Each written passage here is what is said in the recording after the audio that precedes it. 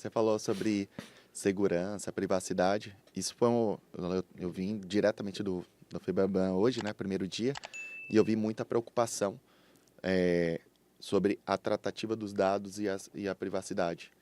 Quais são os principais pontos que você enxerga de desafios para ter ali toda uma política de privacidade e segurança da informação dos dados para o negócio de banco por si só?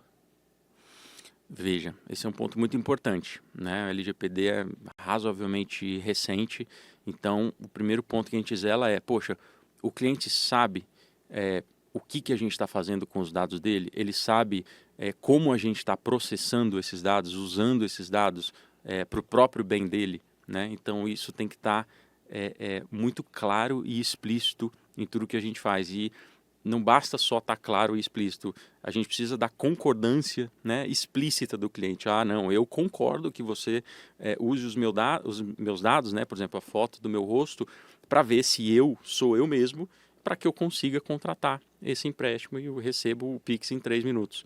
Então, é um negócio que parece óbvio, mas quando você coloca esses componentes dentro de uma jornada que a gente precisa que seja muito fluida, seja feito em praticamente qualquer aparelho celular, seja feito em quase qualquer conexão de internet, né? O nosso 3G, 4G aqui em São Paulo, a gente é privilegiado, mas vai para o interior do Brasilzão, não é essa beleza, a gente está falando às vezes de 2G, né? Sim.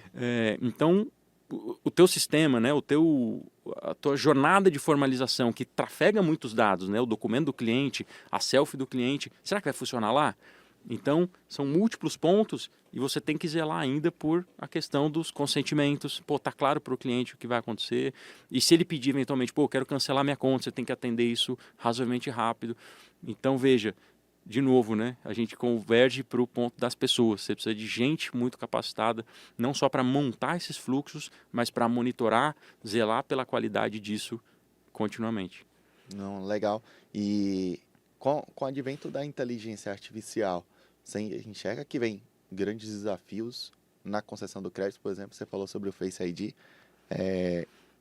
E qual foi já aconteceu algum caso assim muito específico que você lembra sobre a concessão, ou que houve falha, ou que de repente vocês conseguiram barrar referente a isso? Diariamente, né, se usou o termo barrar, a gente barra muitos casos, né?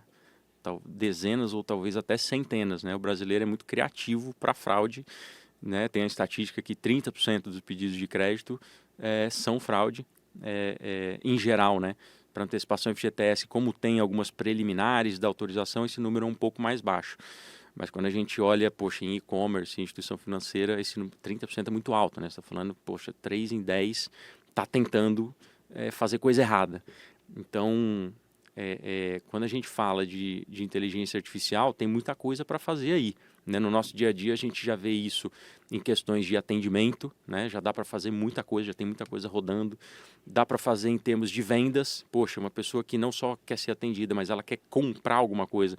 Como é que você pode oferecer a melhor proposta, com o melhor preço, no melhor momento para essa pessoa? Poxa, com certeza IA aí tem muita coisa para ser feita. E aí quando a gente olha no aparato de antifraude, veja, eu tenho a foto do seu rosto, né, a sua biometria, eu tenho os seus documentos, eu tenho pontos de informação de toda a sua jornada, que horário você está fazendo, qual o seu aparelho celular, entre outras coisas. E se eu bater tudo isso no liquidificador com um componente de inteligência artificial, isso pode subsidiar e muito o meu processo de decisão. Então, veja, por exemplo, na prática, como isso acontece. Se um determinado cliente, a partir do meu conjunto de regras, né, eu não consigo aprovar esse cadastro automaticamente, poxa, isso vai para uma mesa de cadastro.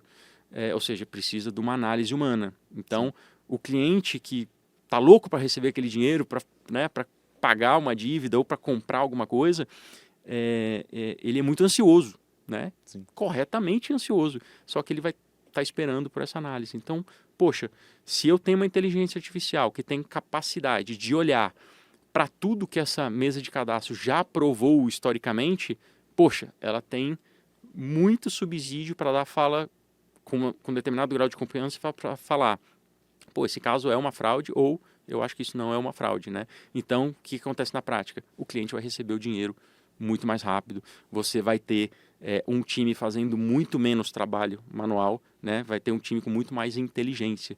Então, certamente, né, você sabe mais que eu, a IA veio para ficar, já está nos nossos dia a dias e já impacta a gente percebendo ou não.